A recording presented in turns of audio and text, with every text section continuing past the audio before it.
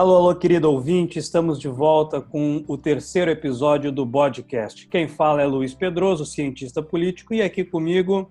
Gabriel Meira, professor. Eric Damião, médico. Hildo Alegria, contador.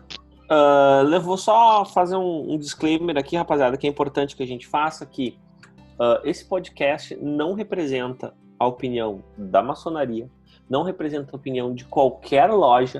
Esse podcast só representa a opinião dos emissores dessa opinião.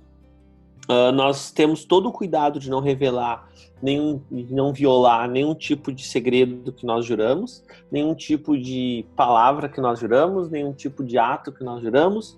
Nós temos todo o cuidado nesse podcast. O podcast ele é feito e revisado por maçons regulares. Perfeito, muito obrigado, Hildo. Hoje nós vamos falar sobre o Salmo 133, um salmo de romagem, um salmo do cancioneiro do peregrino, do rei Davi. Gabriel, qual é o Salmo 133? Pois não. Quão bom e quão suave é que os irmãos vivam em união. É como o óleo precioso sobre a cabeça, que desce sobre a barba de Arão, e que desce às orlas de suas vestes, como o orvalho do Hermon, que desce sobre os montes de Sião, porque ali o Senhor ordena a bênção e a vida para sempre.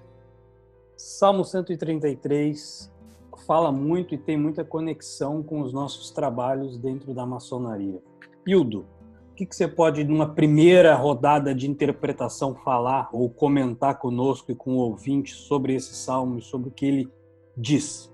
Cara, primeiro eu gostaria de dar parabéns, antes de a gente entrar no tema, do podcast número 2. Foi sensacional, acho que foi fantástico, meus parabéns mesmo. Segundo, eu acho que a gente tem que voltar à importância da hermenêutica. O que é hermenêutica? É a interpretação das escrituras, ou seja, por que que o Salmo 133 é importante dentro da ordem.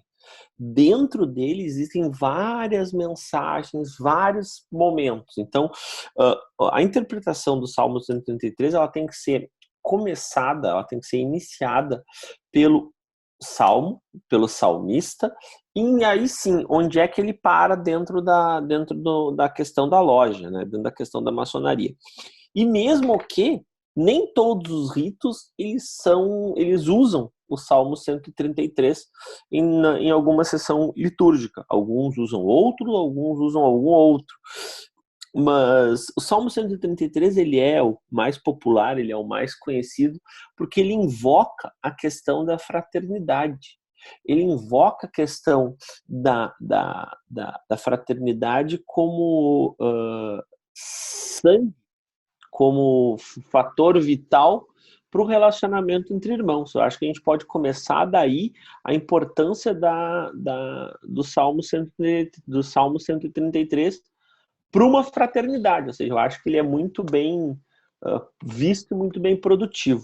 Eu vou fazer um complemento, que o Salmo 33 ele aparece num momento da história em que Israel estava dividida por 12 tribos, essas 12 tribos entraram em guerra civil, há uma resolução dessa guerra civil, e então você tem não mais 12 juízes, você tem agora, a partir daquele momento, um rei que uniu novamente aquelas 12 tribos que ficaram em guerra durante um determinado tempo. Então, a importância de trazer essa fraternidade no momento da história em que ele está sendo retratado também é muito interessante, né? O importante nessa parábola é exatamente isso, né? Eles eram 12 tribos com ideais diferentes, com propósitos diferentes, e aí, quando Davi unifica todos, esses ideais, esses propósitos, eles não somem, mas mesmo pensando diferentes, uma tribo da outra, eles conseguiram ainda assim viver em união para um bem maior para o povo de Israel, né? Eu acho que é aí que entra eu costumo dizer que toda sabedoria toda sabedoria maçônica ela é um iceberg. O que a gente vê, ou seja, o salmo ele é só 10%, o ensinamento está todo submerso na parte que a gente não vê, né? Ou seja, nessa história do rei Davi, nas 12 tribos, na separação, ou seja, se a gente parar para olhar isso em confronto com a história da maçonaria, cara, a gente vai ver que é exatamente isso. que talvez esteja nos pedindo é para cada um de nós sermos um rei Davi, sermos pacificadores, tentar juntar as nossas 12 tribos próximas, né? Se tu for um rei Davi, se eu for um rei Davi, vão ser 24 tribos que vão estar alinhadas. E o fio condutor é essa irmandade, né? Que se propõe a ser essa irmandade. Uma coisa que me chamou a atenção é exatamente o uso da palavra irmãos, né? Então, assim, de que maneira que foi se utilizada a palavra para se adressar a essas pessoas, né? A intenção de fato, unir essas pessoas e colocá-las lado a lado, né? Não acima, não abaixo, não súditos, mas sim como irmãos. Então, pessoas que horizontalmente estão no mesmo nível e de trazer elas para um nível da qual ele, como rei, os coloca como iguais, né? Como recentemente discutimos em outras formas de trabalho, né? Eu achei interessante o que um irmão em uma outra loja virtual, por assim se dizer, que a gente fez, falou a importância de o rei saber como é ser súdito, ou seja, o rei se integrar com a sua população, com aqueles pelo qual ele reina.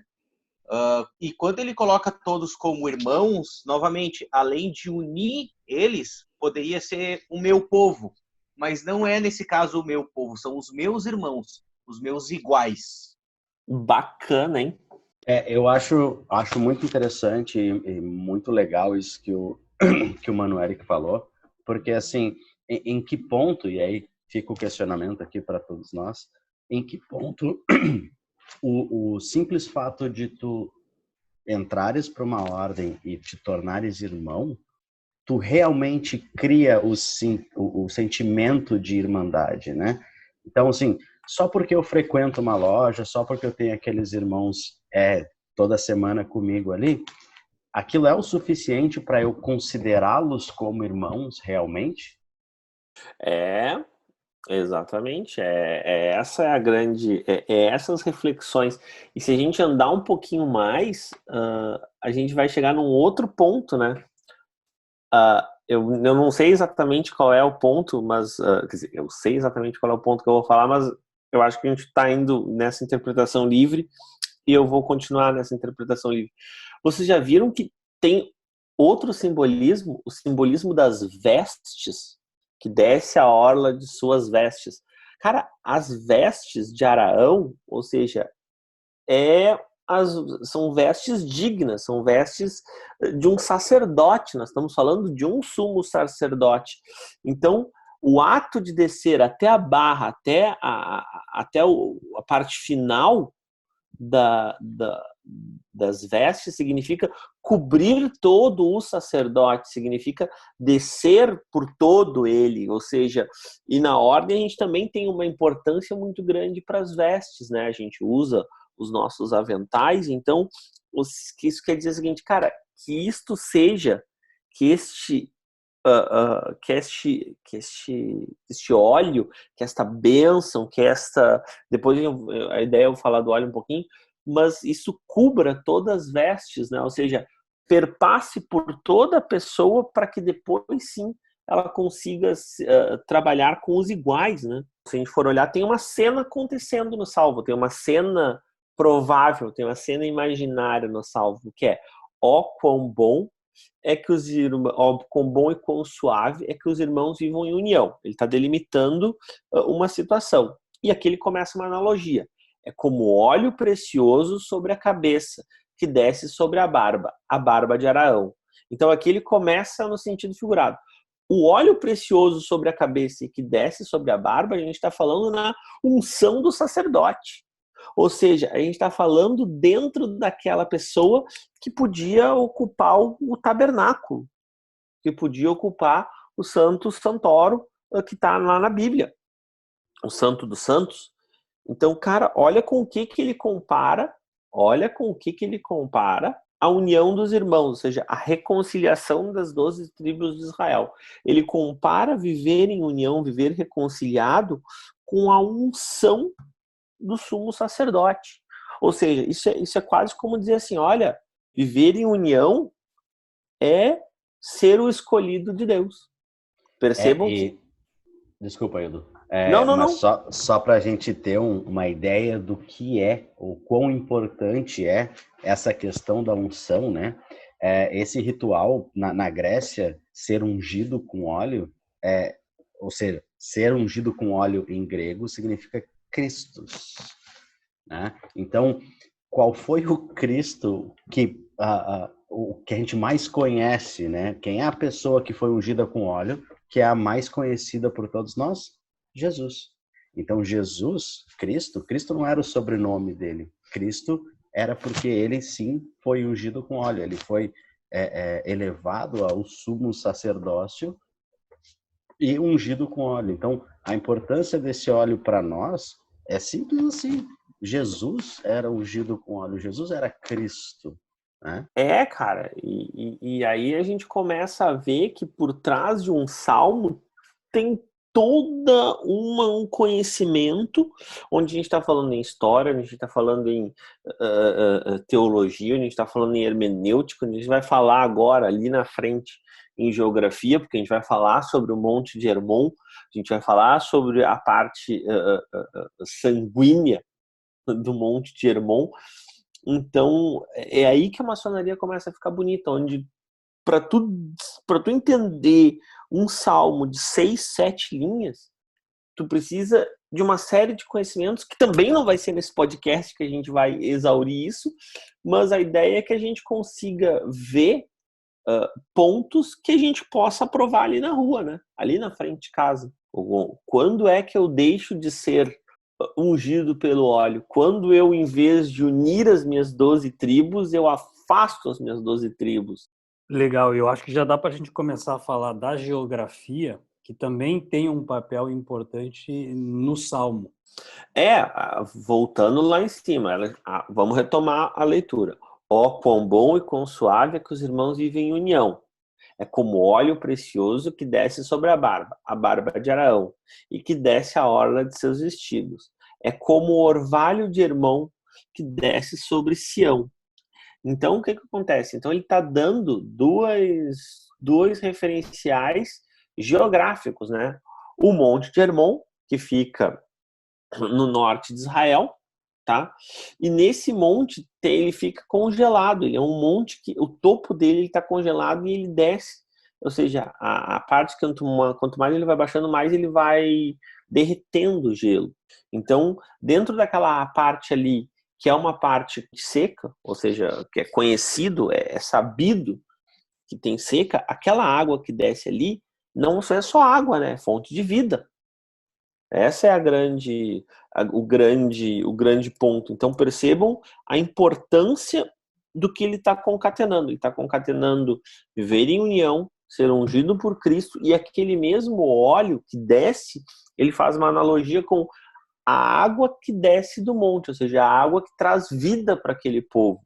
Eu acho interessante também a maneira com que o Salmo é escrito, é traduzido, em que sempre é trazido como palavras de acalanto, né? A palavra suave ressoa várias vezes, porque ele fala no começo o quão bom e o quão suave, né? E se a gente utilizar principalmente a maneira com que são faladas,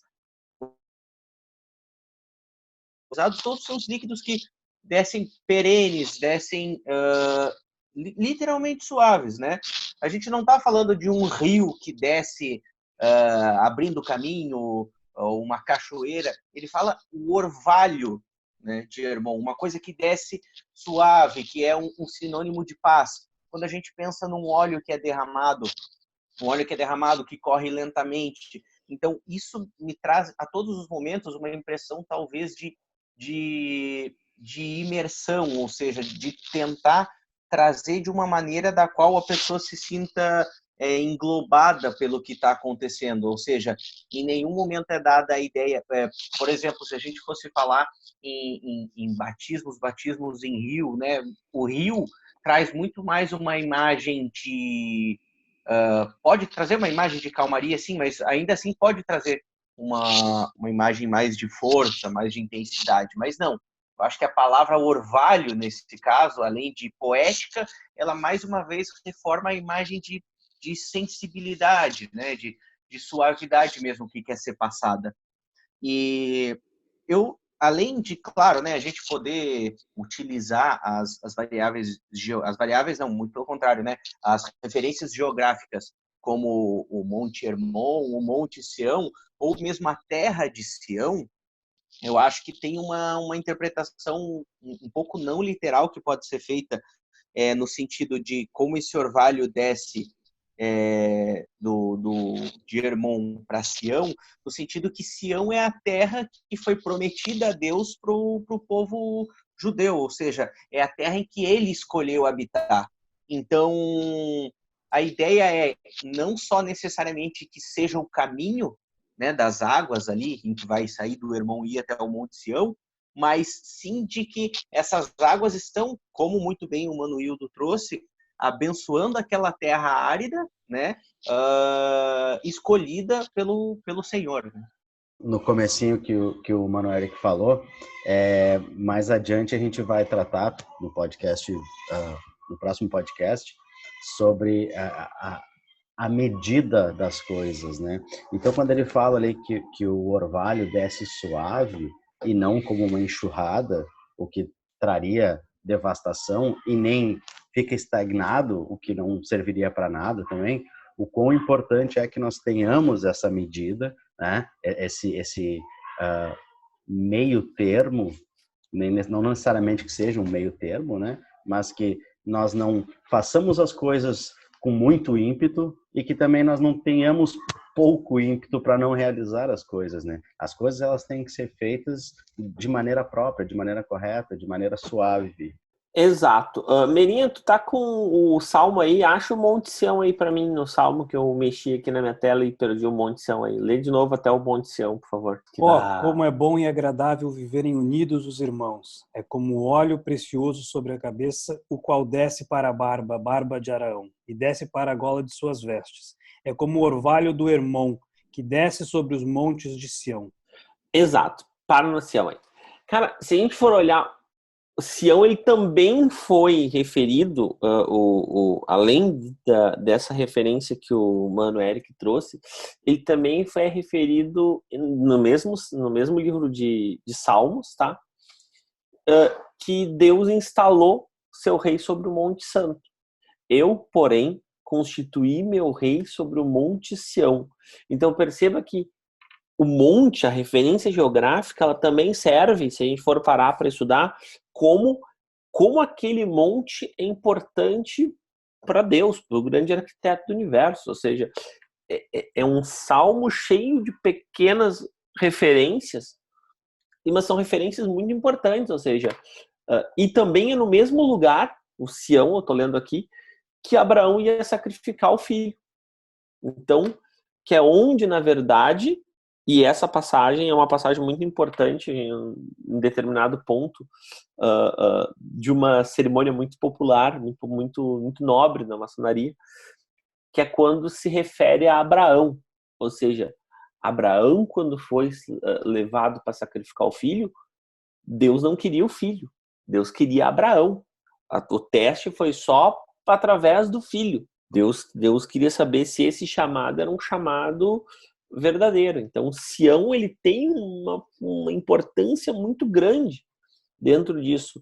Percebe que é o lugar onde se constitui um rei, um local onde o chamamento do grande arquiteto do universo acontece. Então, é um lugar muito, muito, muito importante que a gente precisa, e ele está no lugar certinho no Salmo, ou seja, percebam como ele é referencial, como ele é simbólico, esse é o termo. Tem mais uma coisa também, Manuildo, que eu só não vou me recordar exatamente a passagem, mas Sião, no livro de Apocalipse, é o local nos quais o povo de Deus vai se reunir para sobreviver ao Apocalipse.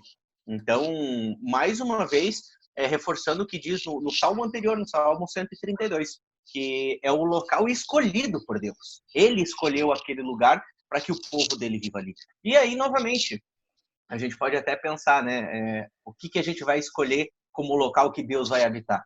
Qual vai ser o nosso Sião? E se a gente pensar que o local que Deus habita é nós, o templo é um templo interno, a ordem é construir um templo interno, tem neve, tem água, tem orvalho descendo dentro de cada um de nós, ou a gente é deserto? O nosso Sião, ele é um Sião importante, ou ele é só um morro qualquer? Exatamente. É muito importante nós fazermos essa reflexão e olharmos esse salmo referente a nós, né? Como cidadãos, como sociedade. Então, quão útil para a sociedade ou quão benéfico para a sociedade sou eu, né? Quais são as ações que eu estou fazendo que estão fazendo com que escorra o orvalho de mim e nutra essa sociedade que está devastada, né? É importantíssimo isso. E só para fazer um comentário rapidinho aqui, o livro de Apocalipse em inglês ele chama Revelations, né? Então, assim, em português tem esse ar meio de destruição, né? Apocalipse, mas em inglês são as revelações, né? Então é onde as coisas se acontecem, se revelam. Eu vou fazer um comentário já iniciando a última rodada para a gente já finalizar o podcast. O papo está muito bom e a gente podia continuar falando por muito tempo, mas o ouvinte temos que respeitar o tempo do ouvinte. Temos. E assim, ao ler o Salmo 133, o que mais me remete é a ideia de felicidade. A ideia de felicidade, quando lá no passado as 12 tribos estavam reunidas para celebrar uma prosperidade ou um momento de reunificação, e hoje, trazendo para mim, trazendo para o momento da minha vida, é a felicidade de poder me reunir com os meus irmãos, de poder me reunir comigo mesmo e tentar buscar um autoconhecimento ainda maior, buscar um aprimoramento meu para que isso me transforme ou me torne uma pessoa melhor, um ser humano melhor, e que assim eu possa contribuir para uma sociedade, para uma humanidade um pouco melhor. Então, essa ideia de felicidade é aquela que fica remetendo para mim o tempo inteiro. Eu estou cada vez mais próximo de uma felicidade ainda maior. Cara, é aquilo que eu falei. Cada um como construtor do seu templo e porque no fim das contas, o que a gente é? Tá? O que a gente se reconhece, maçom? É porque eu construo o meu templo, que é o lugar onde o Senhor vai morar. Ou seja, eu preciso construir o meu tabernáculo para o Senhor vir morar dentro de mim. Então, é um processo absolutamente solitário, porque ele não é glamuroso como só seu sumo sacerdote, e ele é muito mais árduo como seu pedreiro que vai construir aquele troço todo. E por que ele traz, eu acho, o 133 ele traz isso de felicidade, né? É um salmo que acalenta, e eu acho que foi perfeita a escolha desse tema nesse momento, porque ele é um salmo que acalenta, que ele acarinha a gente. E por que ele acarinha a gente? Porque no final ele termina assim: porque ali o Senhor ordena a bênção para sempre. É uma coisa assim. Cara, olha só, a gente se sente recompensado, relaxado depois do trabalho. Por quê? Porque ali o Senhor ordena a bênção para sempre. Ou seja, depois da gente erguer o nosso templo, depois da gente vir trazer o Senhor para morar para a gente, depois a gente identifica as nossas 12 tribos para reunificar, cara, a sensação de bem-estar, a sensação de plenitude, ela é garantida por ninguém mais, ninguém menos que o Senhor. Então, cara, não tem como não ser verdade, não tem como não pensar numa recompensa depois do trabalho, porque a recompensa, a felicidade é a bênção para sempre ordenada pelo Senhor. Manoildo, não só a bênção, mas a bênção e a vida, né? Ele fala Perfeito. Exato. Então, na verdade, ele não só diz o quanto isso é bom, mas ele dá talvez uma maneira de se guiar para a vida. Nós devemos viver como irmãos, devemos viver com os iguais, devemos viver em comunidade. Viver em comunidade define o ser humano. Viver em comunidade traz a prosperidade. Então, ali onde os povos estão, em união, vivendo em fraternidade, vivendo felizes, é dessa maneira que a humanidade, né, o próprio Senhor quer que seja vivido. Então, ele não apenas traz uma sugestão de como passar os tempos, mas que talvez é dessa maneira que devemos viver, né? Dessa maneira, ou com esse propósito deveríamos estar vivendo.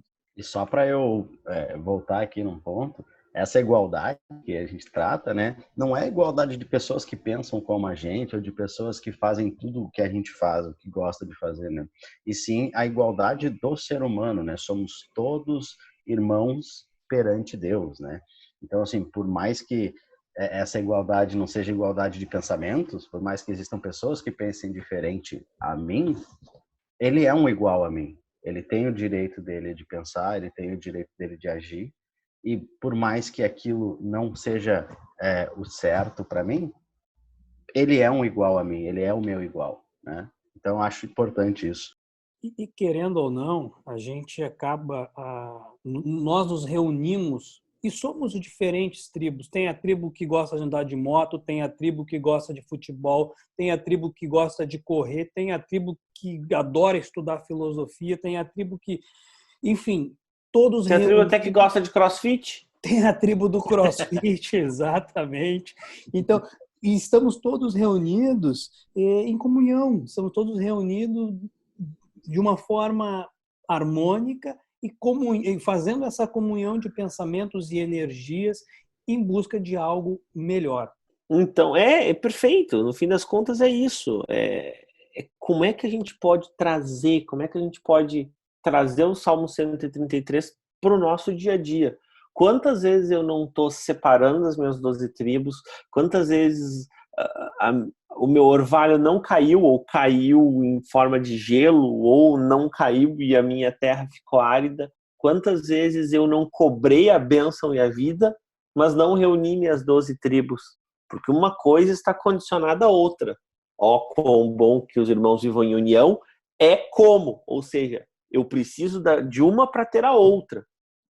São condicionantes, eu não posso ter a bênção e a vida para sempre, eu não posso ser um ungido de Deus, eu não posso ter o orvalho descendo pelo monte se eu não viver em união com os meus irmãos, se eu não reunir as minhas 12 tribos. Excelente, excelente. E finalizando agora, eu acho que não poderia ser diferente. A nossa recomendação é que o ouvinte leia o Salmo 133, que procure fazer sua própria interpretação do Salmo 33 e que compartilhe conosco. O nosso canal no YouTube, comenta, o nosso e-mail que está disponível no Spotify, no Apple Podcasts e outros players de podcasts. Então, compartilhe conosco para que a gente também possa, a partir de agora, nos próximos episódios, conversar com o ouvinte.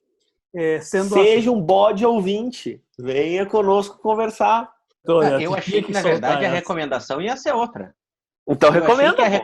Eu achei que a recomendação ia ser exatamente para os manos que são barbudos de passar um óleo nessa barba, né? Senão fica aquela coisa desgrenhada, a gente tem que ficar olhando. Passa um óleo nessa barba aí, deixa bem hidratadinha ali, né? Pô, é o mínimo, né? É o mínimo, já que a gente tem que ver esses barbudos aí. Não, em minha defesa, o barbeiro veio aí quarta-feira dar um tapa aqui no visual. Não, eu acho que é isso aí. Gente, entre em contato, tem os e-mails. O e-mail vai ficar na descrição do vídeo, tá? A gente bota na descrição do podcast, em todas as plataformas. Maravilha. Com isso, então, nós damos tchau. Um grande abraço a todos. Tchau, tchau, gente. Beijo, beijo. Um tríplice. Como é que é o nosso cumprimento aí, Eric? Beijo, beijo. Tríplice fraternal aceno. Tríplice fraternal aceno. Boa. Feito, manos. Vamos passar óleo nessa barba aí. Feito. Feito.